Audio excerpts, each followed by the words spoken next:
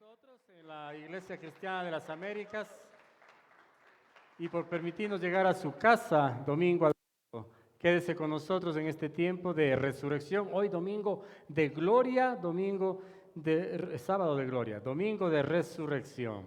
Entonces estamos en un tiempo especial, en un tiempo maravilloso y quisiéramos verificar lo que la palabra de Dios nos hace acuerdo de este tiempo muy hermoso. Y quiero que vayamos al Evangelio de Lucas, capítulo 24. Lucas 24, vamos a leer versículos 1 al 12. Evangelio de San Lucas, capítulo 24. La palabra del Señor dice: el primer día de la semana, muy de mañana, vinieron al sepulcro trayendo las especias aromáticas que habían preparado, y algunas otras mujeres con ellas, y hallaron removida la piedra del sepulcro, y entrando no hallaron el cuerpo del Señor Jesús. Aconteció que estando ellas perplejas por esto, he aquí se pararon junto a ellas dos varones con vestiduras resplandecientes, y como tuvieron temor y bajaron el rostro a tierra, les dijeron: ¿por qué buscáis entre los muertos al que vive? No está aquí, sino que ha resucitado. Acordaos de lo que os habló cuando estaba aún en Galilea, diciendo: es necesario que el Hijo del Hombre sea entregado en manos de hombres pecadores y que sea crucificado y resucite al tercer día. Entonces ellas se acordaron de sus palabras y volviendo del sepulcro dieron nuevas de todas estas cosas a los 11 y a todos los demás.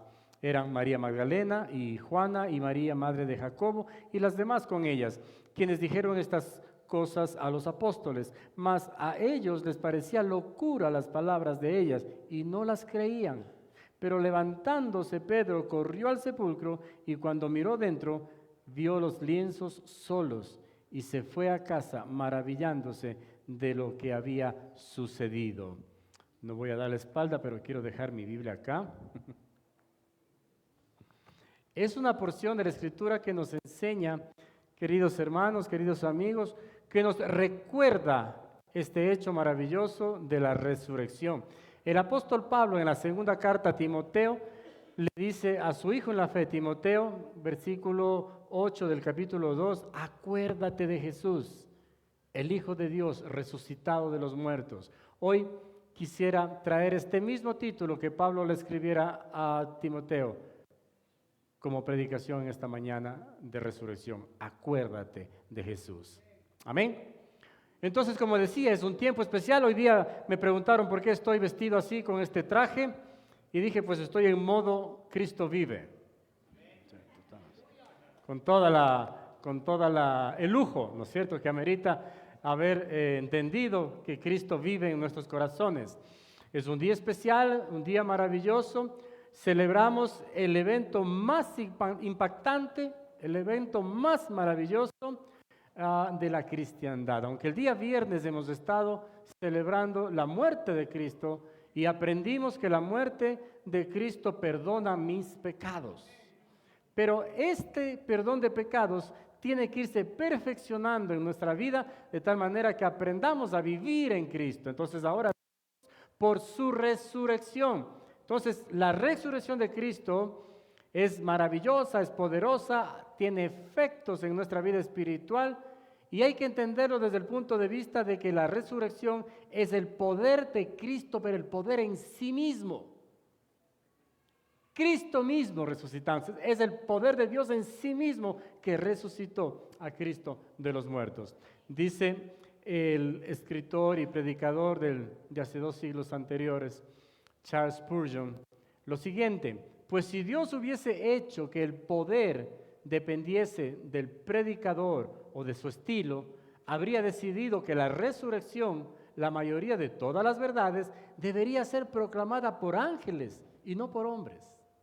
Es el acto más sublime, más tremendo, digamos así, de toda la historia de la cristiandad. Esto debería, por su magnitud, por su magnificencia, ser expresado a las generaciones por ángeles, no por nosotros. ¿Por qué? Porque es, de veras, acto más maravilloso en la verdad de Dios el Padre, Dios el Hijo y el Espíritu Santo. Pero vamos un poquito más atrás en la historia que hemos leído hoy día y nos movemos hasta el versículo 55 y 56 del Evangelio de Lucas 23. Dice la Escritura, y las mujeres que habían venido con él desde Galilea siguieron también y vieron el sepulcro, y como fue puesto su cuerpo y vueltas, prepararon especias aromáticas y ungüentos y descansaron el día de reposo conforme al mandamiento. ¿Qué es lo que está pasando? ¿Qué es lo que vieron ellas? Vieron a José de Arimatea. José, un hombre de una ciudad llamada Arimatea, de un pueblito, que era temeroso de Dios, que creía en el Señor Jesucristo. Él fue ante Pilato y reclamó el cuerpo del Señor para enterrarlo. Recuerde que los romanos tenían la costumbre de sacrificar a las personas en cruces y los dejaban ahí exhibidos, que ahí se pudran en las cruces. Pero para un judío tener un cuerpo de un familiar o de alguien cercano era inconcebible dejarlo así. Entonces ellos tenían que tomar el cuerpo. Y pues José de Arimatea toma, ¿no es cierto?, la carga por esto y habla con Pilato y permite que fuera a tomar el cuerpo y llevarlo hasta un sepulcro. Las mujeres que menciona la escritura de Lucas 24 miraron a este hombre hacer esto. Fueron detrásito nomás de él, miraron el sepulcro, miraron cómo movieron la piedra. En realidad José de Arimatea solamente tuvo espacio de tiempo para envolver a Jesús rápidamente y ponerle en la tumba. ¿Por qué? Porque ya eran cerca de las 6 de la tarde, en la hora donde empezaba el día de reposo. Para los judíos el día de reposo empieza el viernes a las 6 de la tarde y termina el siguiente día también a las 6 de la tarde. Entonces ya después de esa hora no podían hacer nada. Alcanzaron a meter el cuerpo, eso es todo lo que hicieron. Ahora mire, la contrariedad, tal vez la desilusión, la contradicción en el corazón y en la mente de estas mujeres al no poder preparar el cuerpo, hacerlo de la manera más de una manera especial, sabiendo que era su maestro, su Señor. Había un poco de pensamientos cruzados por ahí, y el resto, los discípulos, los varones, escondidos en un lugar ahí sin saber qué pasaba, aunque el Señor les había enseñado lo que implicaba su muerte, su resurrección, la salvación en sí misma por medio de esta obra redentora, pero ellos no comprendían o no entendieron o no quisieron entender. Pero las mujeres por lo menos tenían el interés de ir y acomodar el cuerpo de mejor manera. Y lograron ir apenas el día domingo, porque el día sábado era imposible para ellas, porque era día de reposo. Entonces llegaron muy temprano, y quiero que haga esta reflexión, querido hermano, querido amigo. Ellas, aunque recibieron el mensaje del Señor, aunque muchas veces el Señor compartió con ellos, y en los momentos anteriores a este tiempo de viernes, en esta pasión que nosotros decimos como cristianos, Él enseñó en la cena, enseñó un poquito antes acerca de lo que implicaría su muerte y su resurrección también, pero se les veló, no entendieron absolutamente nada, no sabían más que Él ahora está simplemente muerto. No había una expectativa, porque si ellos hubiesen entendido, queridos hermanos, de que estaban esperando la resurrección de Cristo, ellos estarían atentos, estarían, vamos, contando las horas, ahora es el tercer día, quiero ver esto. No, simplemente quedaron entristecidos, temerosos, sin entender nada, y quizá con un pensamiento, ya murió, todo acabó, todo terminó aquí. Ahora, hay acontecimientos entonces anteriores, quizá unos 5 días antes, que anunciaban estas cosas.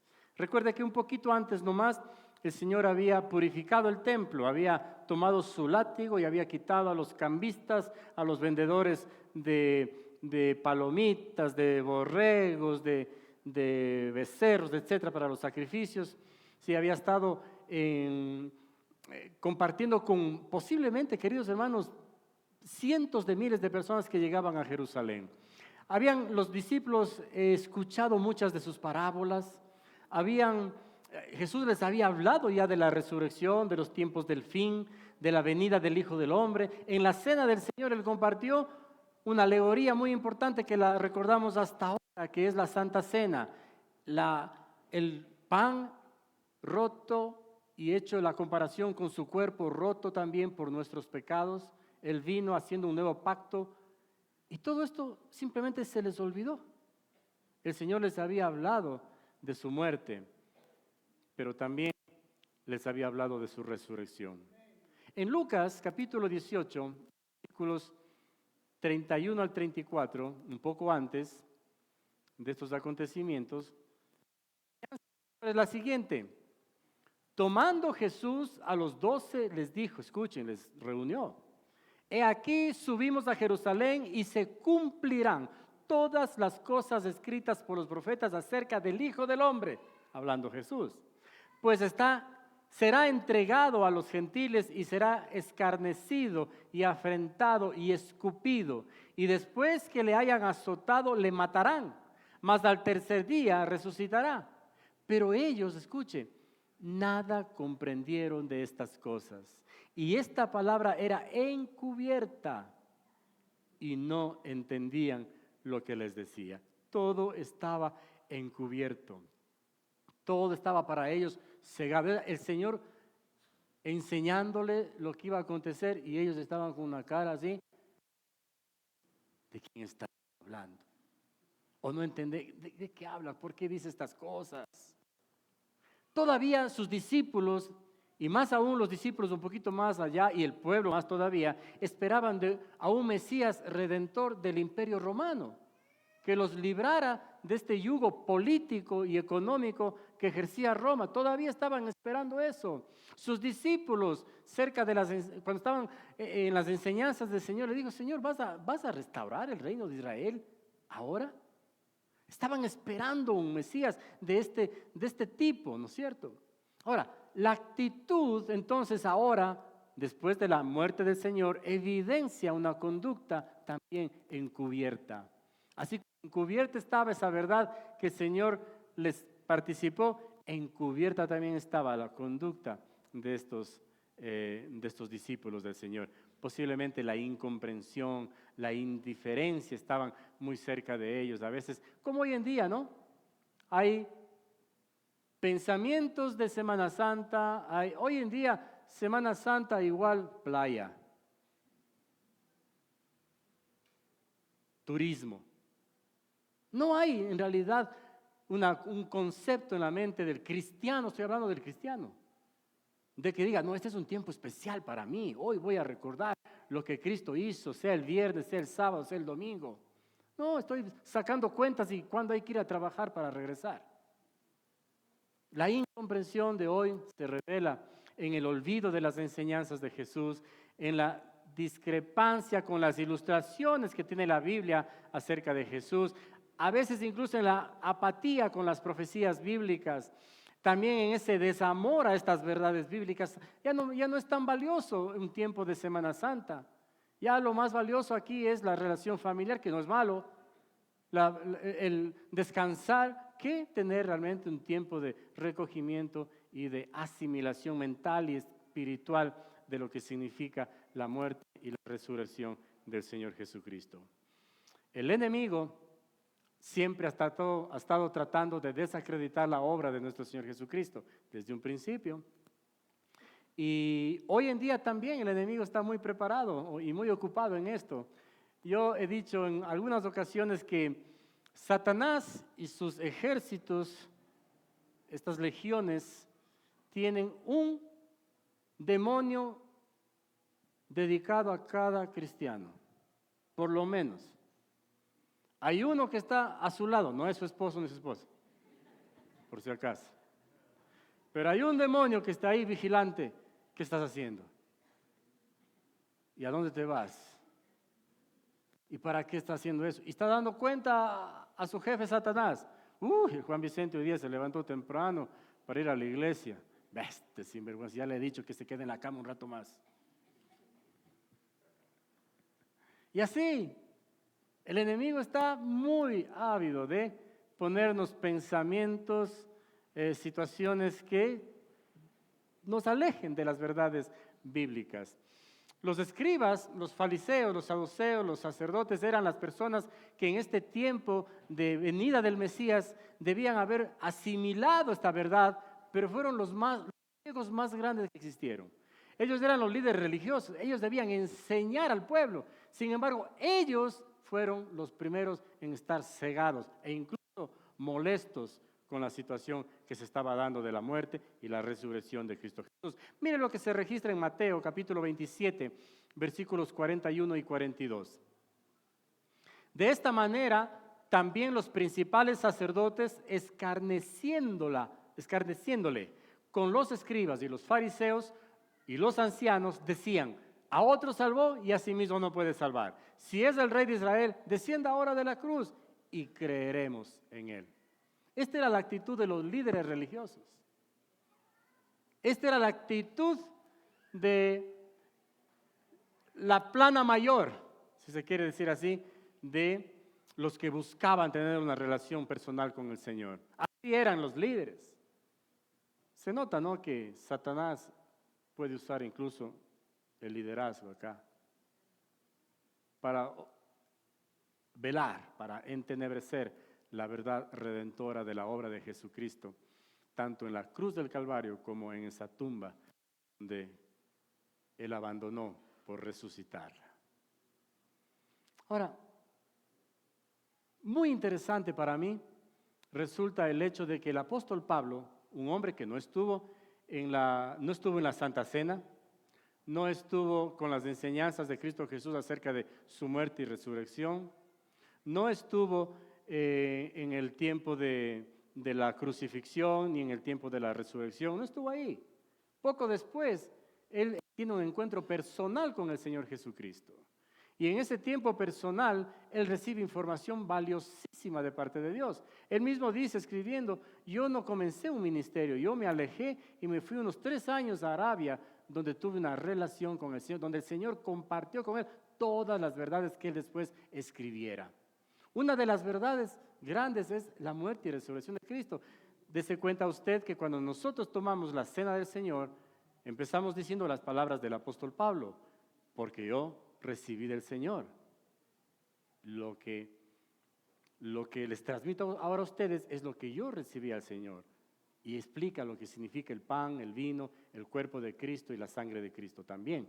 Ahora bien, Pablo entonces él sí tenía abierto su entendimiento, sí, frente a la verdad de la muerte y resurrección de Jesucristo. Y escribe a su discípulo, a su hijo en la fe, explicándole que debe tener en cuenta, sí, la muerte de Cristo Jesús. Pero mire, acerca de la muerte en realidad, ¿cómo pensaba Pablo? 1 Corintios 15, 55 al 57. Y de una manera poética lo dice: ¿dónde está, oh muerte, tu aguijón? ¿Dónde, oh sepulcro, tu victoria? Ya que el aguijón de la muerte es el pecado y el poder del pecado, la ley, mas gracias sean dadas a Dios que nos da la victoria por medio de nuestro Señor Jesucristo. Él tiene victoria, él sabe que la victoria sobre la muerte está en Cristo Jesús. La victoria está en Jesucristo. La victoria está en la resurrección de Jesucristo. Comenzando con su muerte, la victoria se perfecciona en la resurrección. Mientras la muerte nos limpia entonces del pecado y nos reconcilia con Dios, en cambio, la resurrección nos da la victoria y nos hace vivir en Cristo, mantenernos vivos en Cristo. En Colosenses capítulo 1, versículo 20, el apóstol Pablo escribe lo siguiente: y por medio de él, esto es Cristo, reconciliar consigo todas las cosas, así las que están en la tierra como las que están en los cielos, haciendo la paz mediante la sangre de su cruz. Está mostrando la muerte, está mostrando la victoria, ¿no es cierto?, o el perdón de pecados en la sangre de la cruz. Ahora, la resurrección, dice el apóstol Pedro, en cambio, mire, se convierte en una esperanza para nosotros. Primera de Pedro 1:3. Una esperanza viva. Bendito el Dios y Padre de nuestro Señor Jesucristo, que según su grande misericordia nos hizo renacer para una esperanza viva por la resurrección de Jesucristo de los muertos. ¿Qué es la esperanza? Aquí teníamos una esperancita en la mañana, ahora ya se fue. pero también es la esperanza una hermana que se pueda llamar así. Pero de lo que estamos hablando es de lo que yo voy a tener, lo que anhelo obtener, de lo que sé que va a venir a mi vida. Eso es esperanza. ¿Cuál es la esperanza para el apóstol Pedro? Esa esperanza que está fundamentada en este renacer que nosotros obtenemos por la misericordia de Dios, se convierte la resurrección en una esperanza viva para nosotros. ¿Por qué? Porque al resucitar Cristo Jesús se convirtió en el primero de toda resurrección de cada uno de los que hemos creído en Cristo Jesús. En otras palabras, lo que estoy tratando de recordarle es que Cristo a nosotros que hemos creído en Él nos va a dar el milagro de la resurrección a nosotros también. En un cuerpo diferente, en un cuerpo glorificado, vamos a poder experimentar la eternidad de una manera diferente, con un cuerpo glorificado, con un cuerpo mejor que este. Ahorita somos fallositos, ahorita tenemos, ya vamos avanzando en edad, tenemos la presión arterial alta, la diabetes, tenemos que el no sé qué, que la vesícula, que el pie de atleta, que lo que sea. Va avanzando la edad, sigue fallando y cada vez más este cuerpo. Pero el Señor va a ponernos un cuerpo perfecto después. Yo ya he pedido así un escrito, voy a hacer un escrito para dejar sentado al Señor y decirle, Señor, por lo menos 15 centímetros más en el próximo cuerpo. Unos 15 nomás. Con eso le gano en básquet al Robert.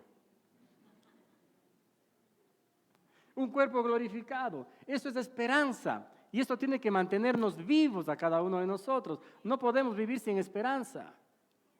Ahora, Satanás se quiere encargar, y se está encargando, ¿no es cierto?, de desvirtuar todo esto. Si Satanás llegara delante de usted, vestido de cualquier forma, y le llegara, hey, ¿a dónde vas? Estoy yendo a la iglesia. ¿Y ese pecadito tuyo que tienes? Y usted le dice, ¿qué pecado? Satanás, por medio de sus secuaces que están al lado, sabe de qué pata cojea cada uno de nosotros. Ese pecado te estoy diciendo. ¿Usted qué le respondería?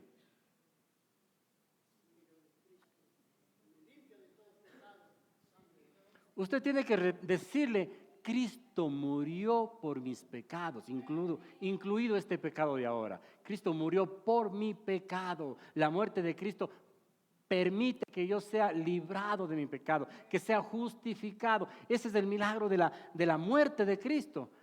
Pero Satanás podrá decirle, sí, pero yo conozco tu pecado. Yo sé que lo vas a volver a hacer. ¿Qué le responderíamos nosotros? Tengo la esperanza que por la resurrección de Cristo, que dio vida a ese cuerpo muerto, también el Señor me dé vida a mí de mi pecado. Por eso somos bautizados, queridos hermanos, de la muerte de Cristo y salimos de ese estado de pecado a una vida nueva, a una vida abundante en Cristo Jesús.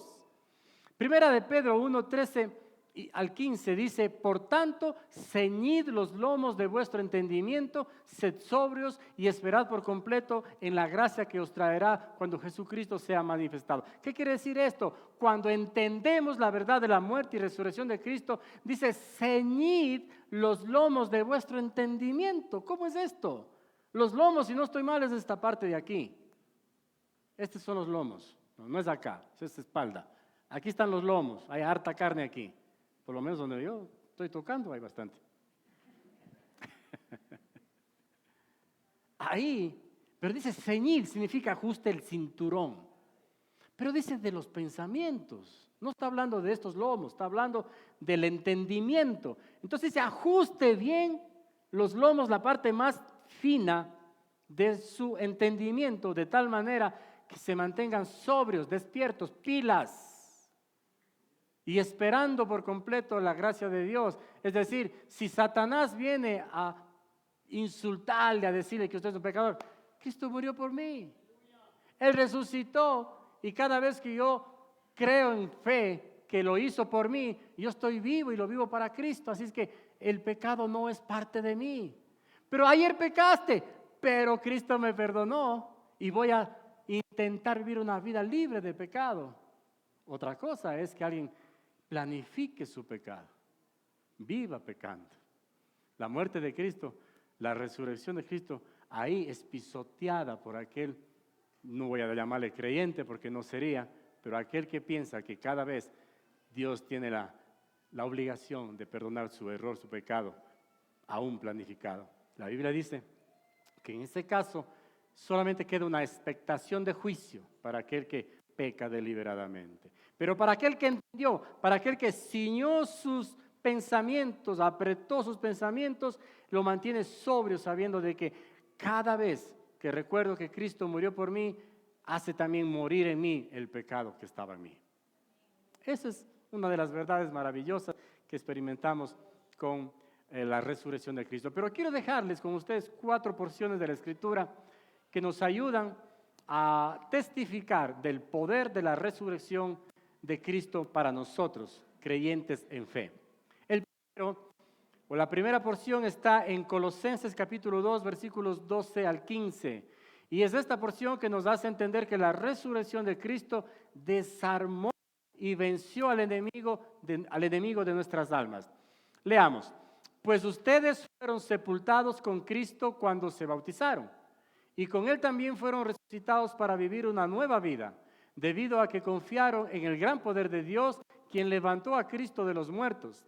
Ustedes estaban muertos a causa de sus pecados y porque aún no les habían quitado la naturaleza pecaminosa. Entonces Dios les dio vida con Cristo al perdonar todos nuestros pecados. Él anuló el acta con los cargos que había contra nosotros y eliminó clavándola en la cruz.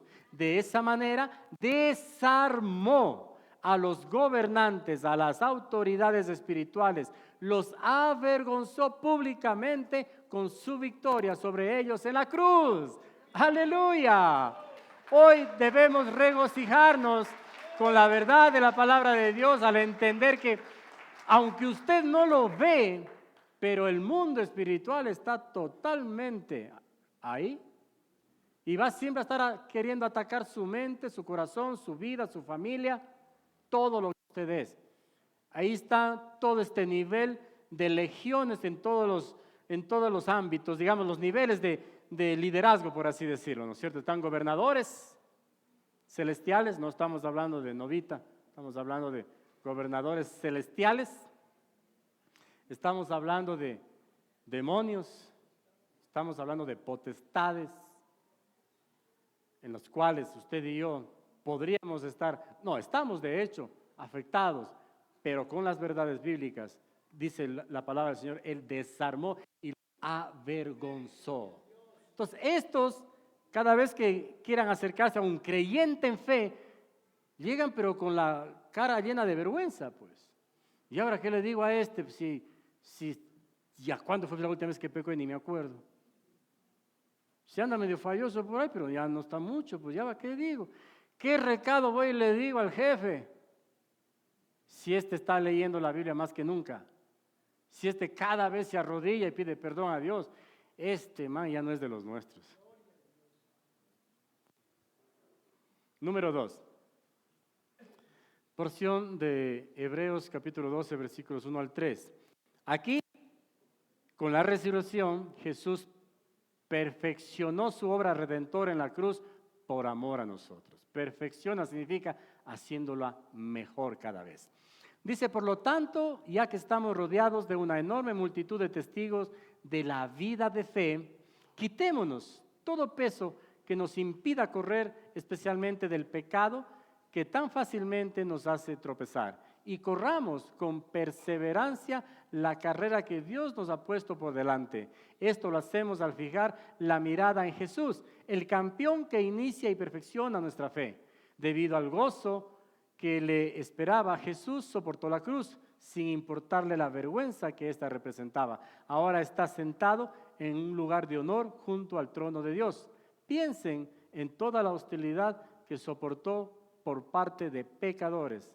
Así no se cansarán ni se darán por vencidos La resurrección de Cristo perfecciona nuestra obra redentora. Y si creemos en esta escritura que hemos leído, cada vez que nosotros nos damos cuenta de que hemos aceptado la muerte y resurrección de Cristo en nuestras vidas, significaría pues que las cargas, las molestias, las cosas que afean mi vida en Cristo tienen que ser deshechas. Por eso si sigo corriendo, dice despojaos. Despojaos significa, pero ponerla al lado. Si usted está, querido hermano, en un avión, en un barco, en un incendio, las recomendaciones son estas, por ejemplo. Salga mirando las luces que están indicando la salida. No regrese atrás si se olvidó algo. Si hay algún adulto mayor, ayúdele primero a él, después a usted. Así son las recomendaciones. Más o menos similar es la cuestión con nuestra nueva vida en Cristo. Si usted ve que hay una cuestión del pasado que está todavía con nosotros, no regrese atrás, déjelo ahí. Usted está yendo a una nueva vida. Usted está escapando del pecado, escapando de la muerte. No tiene sentido recurrir a lo anterior. Sería no solo regresar y perder tiempo, sino quedarnos en ese espacio del pasado. O sea, otra vez en muerte y ya no en vida. La resurrección, entonces, perfecciona la obra redentora en nosotros. Número 3. La resurrección alumbra el camino hacia la eternidad con Dios. Segunda de Timoteo, capítulos 1, versículos 8 al 10. Este es el Evangelio de Jesucristo. Por tanto, no te avergüences de dar testimonio de nuestro Señor, ni de mí, preso suyo, sino participa de las aflicciones por el Evangelio, el poder de Dios. Él nos salvó y llamó con llamamiento santo, no conforme a nuestras obras, sino según el propósito suyo y la gracia que nos fue dada en Cristo Jesús, antes de los tiempos de los siglos, pero que ahora ha sido manifestada, y escucha aquí hermano, por la aparición de nuestro Salvador Jesucristo, el cual quitó la muerte y sacó a luz la vida y la inmortalidad por el Evangelio. Cristo trae en la verdad más grande del Evangelio, que es su muerte y su resurrección, porque si bien el Evangelio trae el sermón de la montaña, trae muchas parábolas, muchas comparaciones del reino de Dios, trae señales, trae prodigios. Sin embargo, el punto central del Evangelio es la muerte y resurrección de Cristo. ¿Por qué? Porque su muerte perdona mis pecados y su resurrección da vida a esta vida sobre la muerte, sobre el pecado. Trae victoria de nosotros sobre el pecado. Trae luz. Aparece con Cristo la luz. Cuando nosotros desmerecemos esto, estaríamos en la misma condición que sus discípulos, sin entender, temerosos, sentados, esperando el momento para ir a seguir haciendo lo que estaban haciendo. Yo me imagino Pedro ahí rascándose la cabeza con su hermano Andrés y le dice: oye, ñaño, creo que vamos a tener que ir a pescar de nuevo, pues. Y el Señor ya no está. Y por ahí los hijos de Zebedeo eran también pescadores. Y yo me les uno a ustedes. Empecemos un nuevo emprendimiento. Pero en realidad, el mensaje que trajeron las mujeres volvió a darles vida a estos varones que estaban ya tan temerosos y tan ahí con una actitud derrotada. Comenzó de nuevo, y cuando Pedro corrió y miró esa tumba vacía, comenzó a acordarse de lo que el Señor les había dicho. Y la esperanza comenzaba una vez más a ser parte de su vida y a vivir por eso. Pedro, después de pocos días, habrá de estar predicando lo que había recibido por tanto tiempo, y 3,000 personas habrían de convertirse. Tremendo, ¿no? Número 4. El Señor personifica la vida, personifica el poder en la vida, personifica la autoridad sobre la muerte. Experimentemos también nosotros esta realidad por medio de Él. Juan versículo de Evangelio de San Juan, capítulo 11, versículos 25 y 26. Le dijo Jesús: yo soy la resurrección y la vida. El que cree en mí, aunque esté muerto, vivirá. Y todo aquel que vive y cree en mí, no morirá eternamente. Y el Señor deja una pregunta ahí. ¿Crees esto? ¿Lo crees? Una vez más, Cristo Jesús en nosotros, entendiendo en su mensaje principal y en su obra principal, esto es la salvación para nosotros, nos trajo vida y vida en abundancia por medio de su resurrección. Y Pablo le dice a Timoteo, que ya hemos mencionado, pero ahora lo leemos completamente el versículo, 2 Timoteo 2:8, acuérdate de Jesucristo, del linaje de David, resucitado de los muertos, conforme a mi evangelio. El punto, queridos hermanos, es, ¿usted se acuerda de Cristo Jesús? ¿O cómo se acuerda o qué pensamientos llegan a su mente cuando escucha la palabra Cristo? Cuando escucha la palabra Semana Santa, cuando escucha tiempos de reflexión como estos, ¿qué viene a la mente? Cuando estamos acercándonos en el mundo natural, secular, a la Semana Santa, ya dije, sinónimo de playa. Entonces sacamos horas para ver cuándo paseamos los espacios libres, ¿no es cierto? Vemos en el año, uy, aquí Semana Santa. Estamos entenebrecidos con la fanesca. ¿Sí? Llega Semana Santa y viene esa esperanza de la fanesca. Por lo menos 2 platos. Y alguien en la celebración anterior me dijo, sí, 2, me dijo.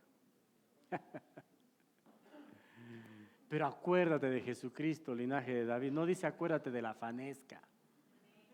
No dice acuérdate de la playa. No dice acuérdate del feriado. Acuérdate de Jesucristo. De aquí, el pueblo cristiano es más o menos así, periódico, ¿no?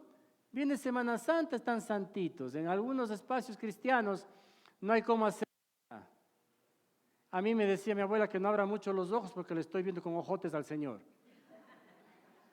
Y que eso es pecado.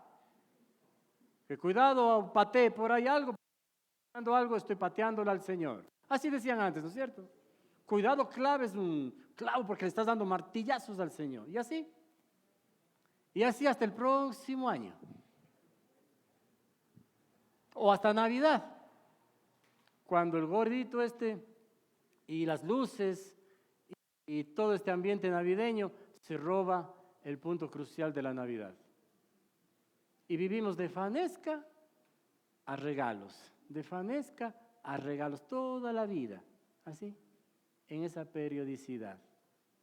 Pablo dice, acuérdate de Jesucristo, pero no es cada año, acuérdate todos los días de la vida. Lucas 24,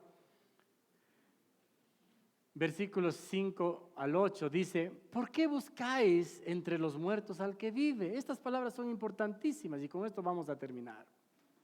¿Por qué buscáis entre los muertos al que vive? No está aquí, sino que ha resucitado. Acordaos de lo que os habló cuando aún estaba en Galilea, diciendo, es necesario que el Hijo del Hombre sea entregado en manos de hombres pecadores y que sea crucificado y resucite al tercer día. Entonces ellas se acordaron de sus palabras. ¿Por qué buscas entre los muertos al que vive? ¿Cree que esta palabra es oportuna o esta pregunta es oportuna para nosotros hoy? Totalmente. Hoy en día la piedra también se ha removido. Vamos a buscar a Cristo, no está. Pero ¿sabe qué es el error del creyente? Que todavía le sigue buscando a Cristo donde no está. Pensamientos humanos, religiosidad, éxitos del mundo. En un futuro que yo me planifico, que yo hago, excluyendo a Jesucristo. Estoy tratando de justificar que Dios sí está conmigo, pero en realidad lo que estoy haciendo es haciendo caso a lo que el mundo ofrece, a lo que el mundo dice, es decir, haciendo caso a lo muerto, buscando lo vivo de Cristo. No, Cristo no está en mis pensamientos, no está. Es que algunos dicen, Dios es súper bueno, Él es tan bueno, ¿cómo va a ser posible que Dios envíe al infierno a sus hijos? Imposible. La Biblia ahí parece que tiene un error. Estoy excluyendo, desmereciendo. No estoy creyendo en la palabra. ¿Por qué? Porque estoy buscando a Cristo donde están muertos.